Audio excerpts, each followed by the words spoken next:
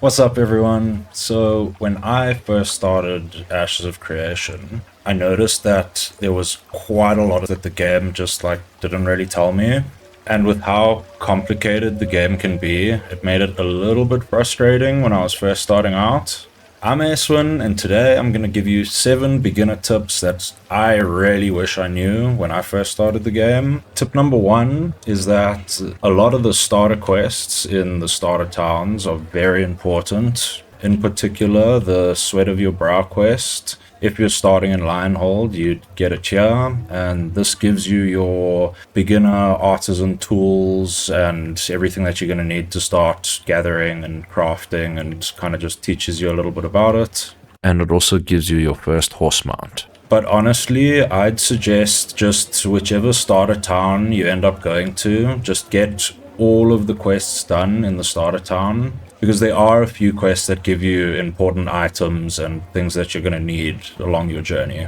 On a similar note to quests, tip number 2 is that you should always be picking up commissions from the commission board, especially while you're busy doing other quests that are in similar areas, because a lot of the quests are just kill quests, and it's just going to help you level a little bit faster and help you get a bit more XP and glint while you're out there questing. Tip number 3 is all about glint. So this game doesn't outright reward you gold for most quests and for killing mobs. It'll reward you glint, and glint can then be sold to vendors for copper, silver, and gold. And it can also be used to make a lot more gold through caravans, but that's more of an advanced tip.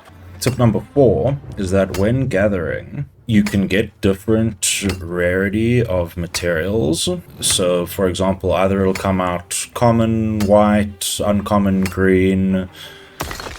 Like just there, I got a green uncommon. And then you would use those different rarities when crafting gear to craft different rarities of gear in accordance to what materials you've put in. So, for example, if I want to craft a sword and then I put all green materials into that sword, the sword would then come out green rarity. Whereas if I'd put in all blue, it would come out blue rarity. And then if you were to put in, let's say, for example, 3 green rarity materials and 1 blue rarity material, the sword would then come out green, but with higher stats than if you had just put in green materials.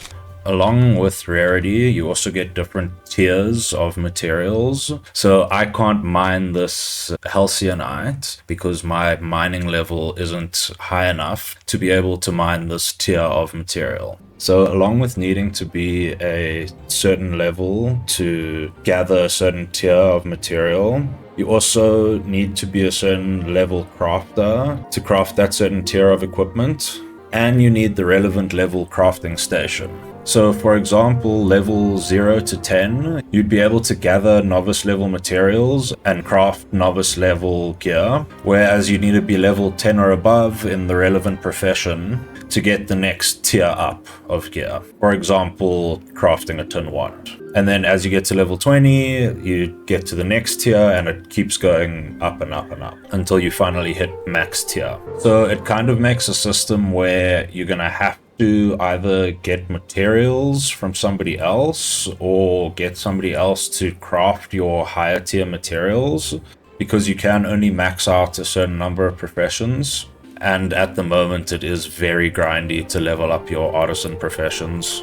Also worth mentioning is that you can get different recipes to craft different gear sets, and you'd find those mostly from mob drops and quest rewards and just scattered throughout the lands. Also, along with your own level, I am getting into this in the next tip, but the node town that you go to will have to have the relevant tier of crafting station for you to be able to craft that gear. For example, this is a journeyman arcane engineering station. So if I was a journeyman arcane engineer, I would be able to craft this journeyman iron wand. Whereas if this was an apprentice level arcane engineering station, I would only be able to craft copper and tin items. And that brings us to tip number 5. which is nodes. So nodes are player-driven towns that level up as players gain XP in that area where the node is.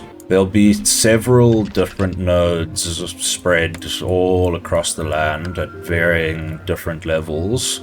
And as a node levels up, it will lock out adjacent nodes.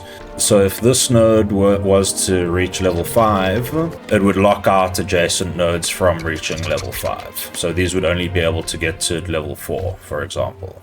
And also, no two nodes should be really exactly the same. If you hover over the node while on the minimap, it'll show you a list of services that that node provides. This node provides School of Construction, Trade Bureau, Stoneworks, and Laboratory. And as we saw just now, the Arcane Engineering Station is quite a high level. So if you were looking to, let's say, do high-level armor smithing, you'd need to look for a node that has a high-level armor smithing bench, which makes it so that you really have to plan out your routes and where you're going to construct things and where you're going to gather and everything. Yeah, because you can lose a lot of your materials just from dying out in the world. You can also become a citizen of a node of your choice, and that'll give you a couple benefits, like less tax on things that you buy and sell, and also specialized vendors that'll sell gear for node currency. And that brings us into tip number 6, which are mayoral commissions. These are commissions that the mayor of the town will put out on the job board for citizens and players to complete, and it helps work towards the progress of leveling up the town. So completing one of these commissions will reward you with the usual glint and XP, but it'll also reward you with town currency.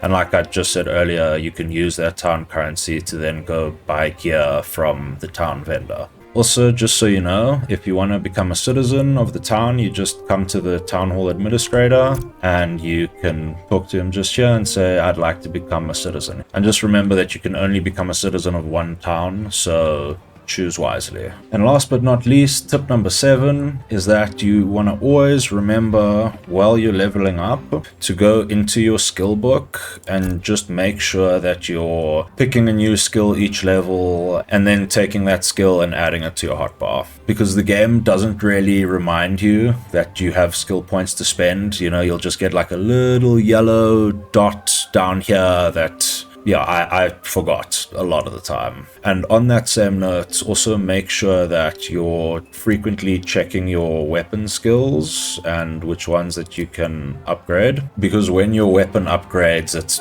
very underwhelming and you can barely notice it at all. So just make sure every time you come to level up your skills, just go over to your weapon skill tree and see what you can level up there. And also go over to your stamina skill tree and see what you can level up here too. And then 2 bonus tips for you guys are that gear makes a huge difference. So just make sure that you're gearing up your character. Don't just focus on leveling.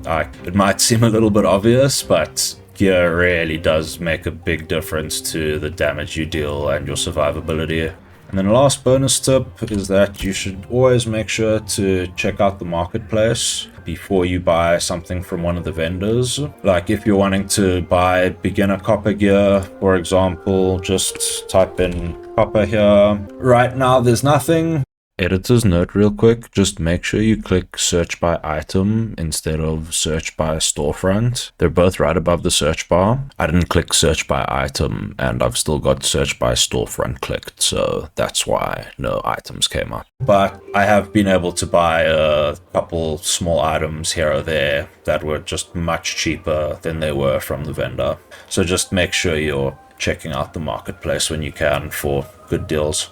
If you found any of these tips helpful, make sure to give me a subscribe because I'm definitely going to be making more guides and a lot more videos as we get into phase 3. Thank you so much for watching. I'm Eswin, you're amazing, and have an awesome day.